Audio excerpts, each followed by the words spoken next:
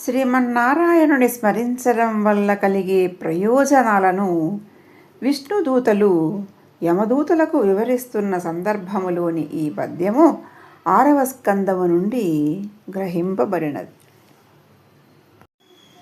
అరయ వీర్యవంతమగు ఔషధమెట్లు ఎదృచ్చన్ కొన్నన్ తచ్చారు గుణంబు రోగములం చెయ్యన పాపిన మార్కిన్ పుణ్య విస్పారుని అంబుజోదరుని పామరుడజ్ఞుడవజ్ఞ పల్కినన్ వారక తత్ప్రభావము ధ్రువంబుగన్ ఆత్మగుణంబున్ చూపదే.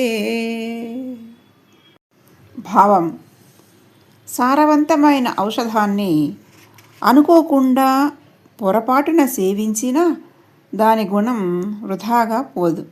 దాని ప్రభావం రోగాలను పోగొడుతుంది. అదేవిధంగా పరమ పావనుడైన భగవంతుని నామం తెలియక పలికినా, తిరస్కార భావంతో పలికినా దాని ప్రభావం ఊరకే పోదు. దాని మహత్తర శుభగుణాన్ని అది తప్పక చూపిస్తుంది.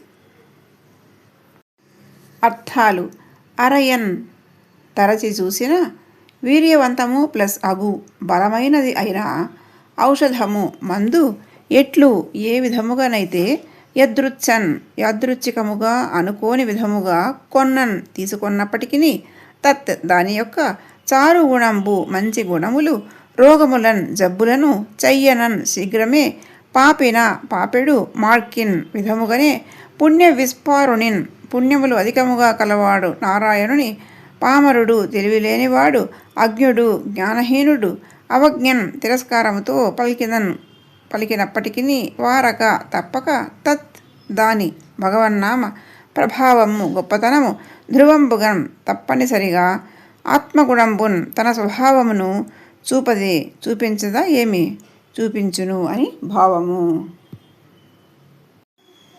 అరయ వీర్యవంతమగు ఔషధమెట్లు ఎదృచ్చన్ కొన్నన్ తచ్చారు గుణంబు రోగములం చెయ్యన పాపిన మార్కిన్ పుణ్య విస్పారుని అంబుజోదరుని పామరుడజ్ఞుడవజ్ఞ పల్కినన్ వారక తత్ప్రభావము ధ్రువంబుగన్ ఆత్మగుణంబున్ చూపదే.